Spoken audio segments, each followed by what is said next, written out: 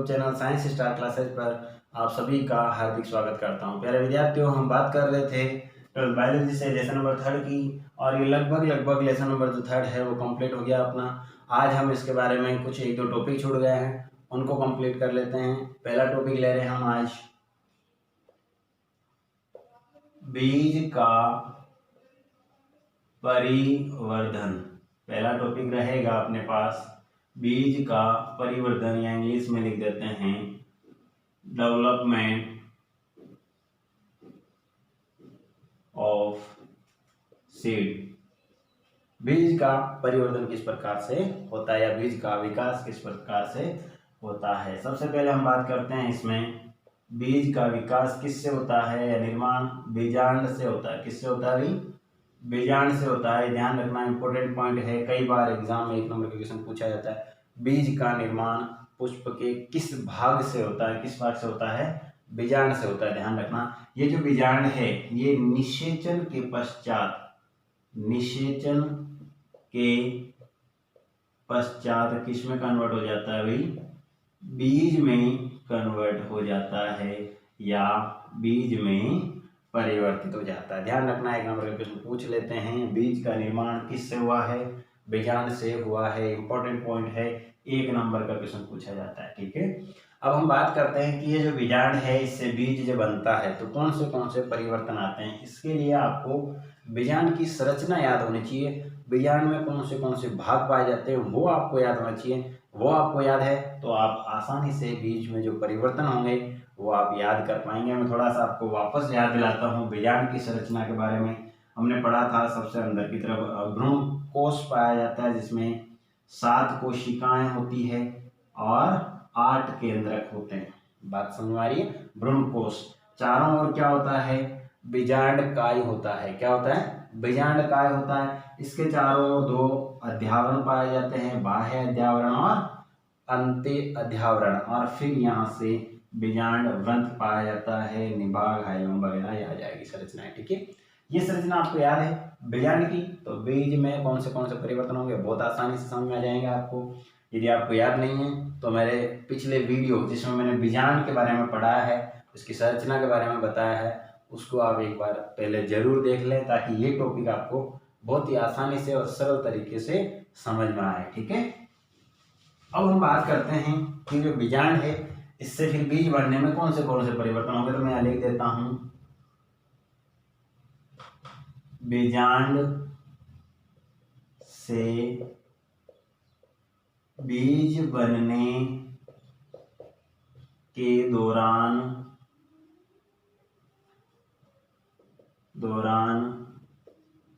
होने वाले परिवर्तन। ठीक है भाई, बीजांड से बीज बनने के दौरान कौन से परिवर्तन होते हैं उनके बारे में हम बात करते हैं। तो मैं इसको एक टेबल के माध्यम से आपको समझा देता हूँ, कंप्लीट सही तरीके से, आसानी से आपको समझ में आए। ठीक है, कौन से परिवर्तन होंगे। यहाँ पर मैं लिख देता हूँ क्रम संख्या, जिसके बारे में बताते रहेंगे। यहाँ मैं लिखता हूँ बीजांड, और इसके बाद में यहाँ लिख देता हूँ बीज। ठीक है, इस तरफ हम लिखेंगे बीजांड के बारे में, कौन से बीजांड के भाग हैं, और इस तरफ लिखेंगे बीज के बारे में कि ये जो बीजांड है इसका कौन सा भाग बीज में कन्वर्ट हो जाता है। तो बीजांड की संरचना में याद है तो कोई दिक्कत नहीं आएगी। सबसे पहले मैं बात कर लेता हूं यहाँ पर आपके भ्रूण कोश के बारे में। किसके बारे में बात करता हूँ? भ्रूण कोश के बारे में। ये जो भ्रूण कोश है किस में कन्वर्ट हो जाएगा आपके? या तो देखो अपहाशित हो जाएगा। क्या हो जाएगा? अपहाशित, या नष्ट लिख सकते हैं इसको, नष्ट हो जाता है, या फिर इसी में उपस्थित रहेगा, बीज में भ्रूण कोश उपस्थित रहेगा। ठीक है, दूसरी बात करते हैं भ्रूण कोश में कौन सी संरचनाएं होती है। देखो, अपहाशित हो जाएगा जब तो नष्ट हो जाएगा, और उपस्थित होगा तो कौन सी संरचनाएं उपस्थित होगी उसके बारे में बात करते हैं। भ्रूण कोश में कौन सी संरचनाएं होती है, पहले बात करते हैं हम सहायक व प्रतिमुखी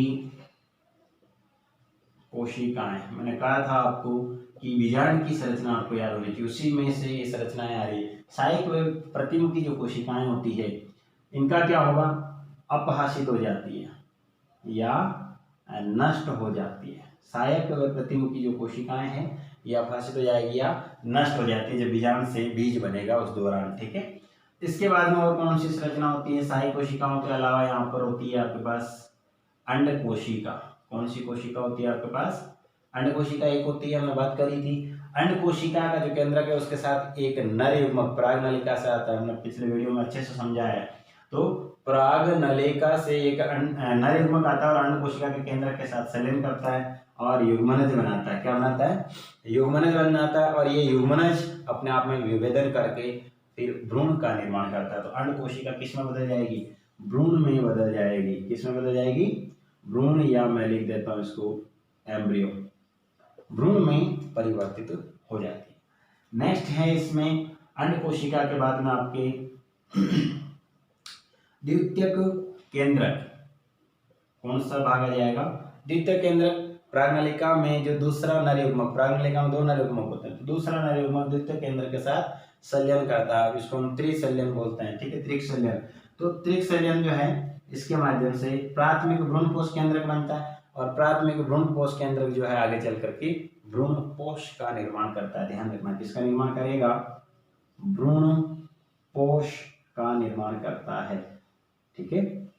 याद रखना, जो भ्रूण को पोषण प्रदान करेगा, मैं बना देता हूँ ये भ्रूणपोष क्या करता है, इसको पोषण प्रदान करता है। क्या करेगा भाई, पोषण प्रदान करने का काम करता है, मैंने बताया पहले भी आपको, ठीक है। अब ये हो गया आपके भ्रूणकोश जो है कंप्लीट। भ्रूणकोश या तो अपहासित हो जाएगा या उपस्थित होगा तो इस तरह की संरचनाएं दिखाई देगी आपको, ठीक है। अब हम बात करते हैं इसके अलावा, इसके बाहर, भ्रूणकोश के बाहर वाला जो भाग है वो होता है आपके बीजांडकाय। क्या होता है भाई, बीजांडकाय होता है, ध्यान रखना, दूसरी संरचना इंपॉर्टेंट है। और ये जो बीजांडकाय है अपहासित हो जाएगा या तो क्या करेगा, अपहासित यानी कि नष्ट हो जाएगा, या फिर कभी कभी ये परिभ्रूणपोष भी बनाता है। ध्यान रखना, बहुत ही इंपॉर्टेंट पॉइंट है, परिभ्रूणपोष पूछ लिया जाता है कई बार। देखो मैं समझाता हूँ आपको, भ्रूणपोष के आगे क्या लिखा हुआ, परि, और परि का मतलब क्या होता है, आवरण, ठीक है।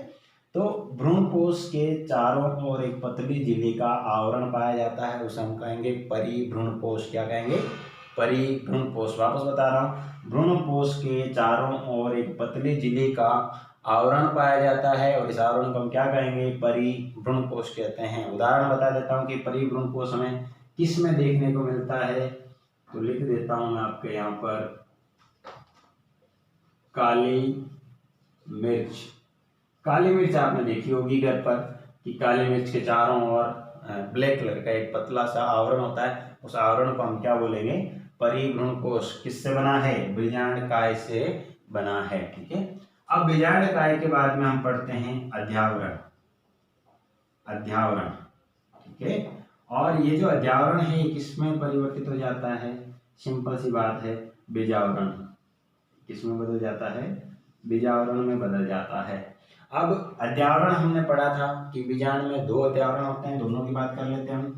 पहला अध्यावरण होता है आपके बाह्य अध्यावरण और दूसरा होता है आपके नंबर सेकंड पे आ जाएगा अंत्य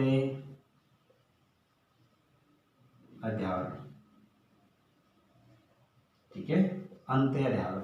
ये जो बाह्य अध्यावरण है, बाह्य बीज चोल में कन्वर्ट हो जाता है। क्या बनाएगा, बाह्य बीज चोल, बीज का जो आवरण है उसको बीज चोल बोलेंगे, ठीक है। बाह्य बीज चोल का निर्माण करता है, या इसको ध्यान में रखना, इंग्लिश में क्या कहेंगे, टेस्टा कहेंगे। क्या कहेंगे भाई, टेस्टा के नाम से भी जानते हैं। तो हमें हिंदी और इंग्लिश दोनों में ध्यान रखना, बाह्य बीज चोल या टेस्टा का निर्माण कर देता है। अंत्य अध्यावरण जो है ये बनाएगा आपके अंत्य बीज चोल, या इंग्लिश में भी ध्यान में रखना है टेगमेन, क्योंकि मैं ये वर्ड आपको बीच में इसलिए बताता हूँ कि हिंदी में ना पूछ के कभी कभी इंग्लिश में पूछ लिया जाता है सीधा टेस्टा, ठीक है, या फिर टेगमन। तो बाह्य अध्यावरण जो है बाह्य बीजोल या टेस्टा में परिवर्तित हो जाता है, अंत अध्यावरण जो है अंत बीजोल या टेगमन में परिवर्तित हो जाता है। ये हो गया आपके अध्यावरण। अध्यावरण के बाद में हम बात करते हैं कुछ संरचनाएं और जो देखने को मिलेगी हमें। इसमें अपने पास बीजांड वृंत आएगा, नंबर 7 पे आ जाएगा बीजांड वृंत। और ये जो बीजांड वृंत है इसमें बदल जाएगा बीज वृंत में परिवर्तित हो जाता है। इसमें कन्वर्ट हो जाता है भाई, बीज वृंत में कन्वर्ट हो जाता है। अब कुछ संरचनाएं बच गई हैं, उन बची हुई संरचना को मैं एक साथ लिख देता हूँ यहाँ पर। जैसे सबसे बीजांड के ऊपर का जो भाग है आधारी भाग, उसको हमने लिखा था निभाग। क्या बच गया अपने पास? निभाग। एक अपने पास बच जाएगा नाभिका, और कौन सा भाग बच गया? नाभिका। और एक बच गया अपने पास बीजांड द्वार। ये जो संरचनाएं अपने पास बची हुई है, ये संरचनाएं जो होती है इनका क्या होता है, इनके ऊतकों परिपक्वता आ जाती है। ध्यान रखना है, इनके जो ऊतक हैं, ये जो निभाग, नाभिका और बीजांड द्वार, इनके ऊतकों में परिपक्वता आ जाती है, या फिर यूं कहें कि ये जो ऊतक है यहाँ पर बीज में परिपक्व हो जाते हैं। ठीक है, तो मैंने आपको समझा दिया कि बीजांड जो है, बीजांड से बीज का विकास किस तरह से होता है और इसमें कौन से परिवर्तन होते हैं वो मैंने आपको बताया। ध्यान रखना है, यहाँ पर 2 क्वेश्चन बनते हैं। एक क्वेश्चन बनता है यहाँ पर बीजांड से किसका निर्माण हुआ? बीज का। तो क्वेश्चन पूछा जाता है बीज का निर्माण किस भाग से होता है? बीजांड से होता है। ये क्वेश्चन बहुत ही इंपॉर्टेंट है। इसके अलावा कुछ इंपॉर्टेंट पॉइंट ध्यान में रखना है आपको। अंड कोशिका है, द्वितीय कोशिका है, इसके अलावा अध्यावरण के बारे में अपन को ध्यान में रखना। ये 3-4 चीजें जो ध्यान में रखनी है। और एक जो ध्यान में रखने वाली बात है वो है परिभ्रूणकोश। पूछ लिया जाता है, उदाहरण भी हमें ध्यान में रखना है कि परिभ्रूणकोश क्या है और किसमें पाया जाता है, किसमें देखने को मिलता है। यहां तक आप एक बार इसका स्क्रीनशॉट ले लें। नेक्स्ट हम बात करते हैं बीजांड का जो परिवर्धन है। इस बीजांड के परिवर्धन में कुछ फैक्ट आपको ध्यान में रखने हैं, कुछ वर्ड हैं, ऐसे शब्द हैं, इन शब्दों को आपको ध्यान में रखना है। इनके बारे में कभी कभी 1 नंबर का क्वेश्चन जो है वो पूछ लिया जाता है बोर्ड एग्जाम में। तो सबसे पहले हम बात करते हैं यहाँ पर एरिल के बारे में। पहला जो वर्ड है अपने लिए बहुत इंपॉर्टेंट पॉइंट है, एग्जाम में पूछा हुआ टॉपिक है, ध्यान रखना एरिल क्या है, ठीक है, और किसमें पाया जाता है। तो सबसे पहले बात करें एरिल क्या है। बीजांड के चारों ओर एक मांसल आवरण पाया जाता है। जो बीजांड है उसके चारों ओर एक मांसल आवरण पाया जाता है। उस मांसल आवरण को हम क्या कहेंगे? एरिल कहते हैं। तो ये तो गया आपकी परिभाषा कि बीजांड के चारों ओर एक मांसल आवरण पाया जाता है कुछ पादपों में, और उस भाग को हम कहेंगे एरिल। मैंने यहाँ पर नोट करके लिखा है, बहुत ही इंपॉर्टेंट पॉइंट है। कई बार 1 नंबर का ये क्वेश्चन पूछा जाता है, बोर्ड एग्जाम में भी पूछा जाता है, कॉम्पिटिटिव एग्जाम जो देते हैं हम उनमें भी क्वेश्चन पूछा जाता है कि लीची में खाने योग्य भाग जो है वो क्या है? एरिल है। ध्यान रखना, लीची क्या है? यहाँ पर एक पादप है। क्या है भाई? लीची एक पादप है, और इस पादप में जो इसका फ्रूट है, फल, उसमें कौन सा भाग खाते हैं हमें पूछा जाता है? एरिल। क्वेश्चन किस तरह से पूछा जाएगा? लीची में खाने योग्य भाग का नाम लिखिए, या फिर कौन सा भाग है, तो कौन सा भाग होगा अपने पास? एरिल होगा। ध्यान रखना, आपने कई बार लीची खाई भी होगी, लेकिन शायद आपको ये पता नहीं है कि आप कौन सा भाग खा रहे हैं। यदि पता है तो बहुत अच्छी बात है, और नहीं है तो अब आपको ध्यान में रखना है कि आप कौन सा भाग खा रहे हैं। लीची में एरिल खा रहे हैं। मैंने डायग्राम भी दिया है, इस डायग्राम में आप देख रहे होंगे कि लीची का जो है फ्रूट दिया है मैंने, और उस फ्रूट में कुछ भाग हटा करके बीच में जो व्हाइट कलर का आपको दिखाई दे रहा है, ये व्हाइट कलर का जो भाग है, इस भाग को हम एरिल कहते हैं, और इसी भाग को हम खाने के लिए काम में लेते हैं। तो आपको ध्यान में होना चाहिए, अगली बार जब भी आप लीची खाते हो तो आपको पता होना चाहिए कि आप कौन सा भाग खा रहे हो, एरिल खा रहे हो। ठीक है, नेक्स्ट हम बात करते हैं, दूसरा जो पॉइंट बनता है अपने यहाँ पर केरंकल। दूसरा कौन सा है?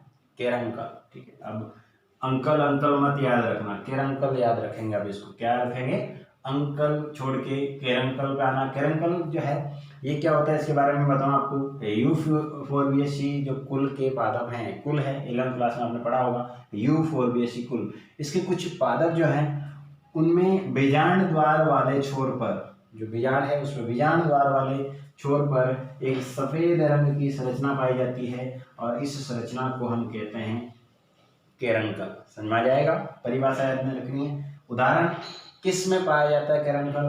ध्यान रखना, अरंडी के पादप में पाया जाता है। मैंने अरंडी का जो बीज है वो दिया है आपको, और इस बीज के ऊपर एक संरचना दिखाई दे रही है, पूरा व्हाइट नहीं है लेकिन ध्यान रखना है ऊपर जो छोटी सी इस तरह की संरचना दिखाई दे रही है, इस संरचना को हम कहते हैं केरंकल। यहाँ तक समझ में आ गया आपको। नेक्स्ट करते हैं, अगला पॉइंट है आपके पास ओपर्कुलम। ध्यान रखना है ओपर्कुलम क्या होता है ये भी पूछ लेते हैं। अधिकांश एक बीजपत्री जो पादप हैं, उन एक बीजपत्री पादपों में बीजांड द्वार वाले सिरे पर या छोर पर एक प्लग नुमा संरचना पाई जाती है। ध्यान रखना, प्लग नुमा संरचना पाई जाती है जिसे क्या कहते हैं हम? ओपर्कुलम कहते हैं। मैंने डायग्राम के द्वारा भी बताया है कि इनमें जो बीज है उसके ऊपर ओपर्कुलम जो है कैसा दिखाई देता है, आप देख सकते हैं। मैंने तीनों के डायग्राम वापस एक साथ दे दिए हैं, आप एक बार इसका स्क्रीनशॉट लें और तीनों पॉइंट को आप ध्यान में रखें। करते हैं, नेक्स्ट हम बात करते हैं बीज के प्रकार के बारे में, कि जो बीज है वो कितने प्रकार के होते हैं। तो सबसे पहले मैं इसको एक टेबल के माध्यम से समझा देता हूँ आपको। बीज या सीड, ये जो बीज है दो प्रकार के होते हैं। कितने प्रकार के होते हैं भाई? मैं यहाँ पर भी लिख देता हूँ, दो प्रकार के बीज देखने को मिलते हैं। ठीक है, किसके आधार पर, ये भी मैं आपको बता देता हूँ। भ्रूणपोष की उपस्थिति या अनुपस्थिति के आधार पर। ध्यान रखना है, ये वर्ड आपको ध्यान में रखना है कि भ्रूणपोष की उपस्थिति या अनुपस्थिति के आधार पर जो है बीज दो प्रकार के होते हैं। यदि उपस्थित है तो कौन सा कहलाएगा और अनुपस्थित है तो कौन सा कहलाएगा, इसके बारे में बात करते हैं। तो बीज दो प्रकार के हो गए, भ्रूणपोष की उपस्थिति या अनुपस्थिति के आधार पर। तो सबसे पहले हम बात कर लेते हैं अभ्रूणपोषी, या इसको लिखेंगे गैर एल्बुमिनस बीज या सीड लिख लो। ठीक है, पहला हो गया आपके अभ्रूणपोषी या गैर एल्बुमिनस बीज। दूसरा हो जाएगा आपके भ्रूणपोषी या एल्बुमिनस बीज। मैं दोनों नाम लिख रहा हूं क्योंकि दोनों प्रचलित है, कुछ भी पूछ लिया था। तो बीज दो प्रकार के हो गए, भ्रूण की उपस्थिति या अनुपस्थिति के आधार पर। कौन से? नंबर 1 अभ्रूणपोषी और नंबर 2 भ्रूणपोषी। सिंपल सी बात है, हमने यहाँ आधार लिख लिया तो यहाँ बहुत आसानी से आ जाएगा। अभ्रूणपोषी बीज कौन से हैं? यानी कि ऐसे बीज जिनमें भ्रूणपोष उपस्थित हो। क्या लिखेंगे? अभ्रूणपोष यानी कि जिनमें भ्रूणपोष अनुपस्थित हो। तो यहाँ पर लिख देता हूं मैं भ्रूणपोष रहित बीज। भ्रूणपोष रहित बीज, ऐसे बीज जिनमें भ्रूणपोष उपस्थित नहीं हो, नहीं पाया जाता हो, उनको हम कहेंगे अभ्रूणपोषी या गैर एल्बुमिनस बीज। किसमें पाया जाता है? उदाहरण मैं आपको बता देता हूं। अधिकांश द्विबीजपत्री पादप किसमें पाया जाता है? अधिकांश द्विबीजपत्री पादप में पाया जाता है। जैसे मैं लिख देता हूँ यहाँ पर द्विबीजपत्री पादप, मटर है, चना है। ठीक है, इनमें जो है अभ्रूणपोषी बीज पाया जाता है। सिंपल सी बात है, भ्रूणपोष आपको समझ में आ गया होगा। भ्रूणपोष युक्त बीज यानी कि जिनमें भ्रूणपोष पाया जाता है, उपस्थित होता है, ऐसे बीज को भ्रूणपोषी बीज या एल्बुमिनस बीज कहते हैं। किनमें पाया जाता है? उदाहरण लिख देता हूं। अधिकांश एक बीजपत्री पादपों में पाया जाता है। अधिकांश एक बीजपत्री पादपों में पाया जाता है। कौन से हैं? जैसे मैं लिख देता हूं यहाँ पर मक्का, बाजरा। ठीक है, ये सारे एक बीजपत्री पादप और इनमें भ्रूणपोषी या एल्बुमिनस बीज पाए जाते हैं। प्यारे विद्यार्थियों, एक बार आप इसका स्क्रीनशॉट ले लें। नेक्स्ट आज जो है ये तीसरा लेसन पूरा कंप्लीट नहीं हो पाया, थोड़ा सा और टॉपिक रहेगा। कल हम पढ़ेंगे फल के बारे में, फल का परिवर्तन कैसे होता है और फल के बारे में और चीज़ें पढ़ेंगे। उसके बाद ये लेसन कंप्लीट हो जाएगा। नेक्स्ट अगला वीडियो में लेकर आऊँगा आपके जो इम्पोर्टेंट क्वेश्चन होंगे उनके बारे में। पहले फल पढ़ाऊँगा, फल के बाद में इम्पोर्टेंट क्वेश्चन जो है वो बताऊँगा कि जो तीसरा लेसन है उसमें से इम्पोर्टेंट क्वेश्चन कौन से हैं बोर्ड एग्ज़ाम की दृष्टि से, जो पहले बोर्ड एग्ज़ाम के जो एग्ज़ाम हुए हैं उनमें पूछे गए हैं, या फिर आने वाले बोर्ड एग्ज़ाम में कौन से क्वेश्चन पूछे जा सकते हैं। वो मैं लेसन खत्म होने के बाद में लेकर के आता हूँ एक वीडियो में, जिसमें सारे क्वेश्चन जो है वो बताता हूँ आपको, जितने भी इम्पोर्टेंट क्वेश्चन है। अब हम बात करते हैं, कंप्लीट आप पढ़ते रहिए। आज मैं आपकी इंग्लिश 10th इंग्लिश जो है उसकी क्लास लेकर के आने वाला हूँ। ठीक 11 बजे आपको वीडियो उपलब्ध हो जाएगा, तो अपने जितने भी मित्र हैं उन तक पहुँचाए इस वीडियो को। बायोलॉजी चल रही है, 10th की भी मैं क्लास शुरू कर रहा हूँ, अदर सब्जेक्ट की भी मैं बहुत जल्दी शुरू करूँगा। बहुत बहुत धन्यवाद मेरे प्यारे विद्यार्थियों। इस वीडियो को लाइक करें, कमेंट करें, कुछ समझ में नहीं आ रहा तो मुझसे पूछें, और मेरे यूट्यूब चैनल को ज़्यादा से ज़्यादा विद्यार्थियों तक पहुंचाने का प्रयास करें, ताकि आप जिस तरह से घर बैठ के पढ़ रहे हैं उसी तरह से अदर जो विद्यार्थी हैं वो भी पढ़ सकें, उनको भी इनका फ़ायदा मिल सके, घर बैठे वो तैयारी कर सके। बहुत बहुत धन्यवाद एक बार फिर से।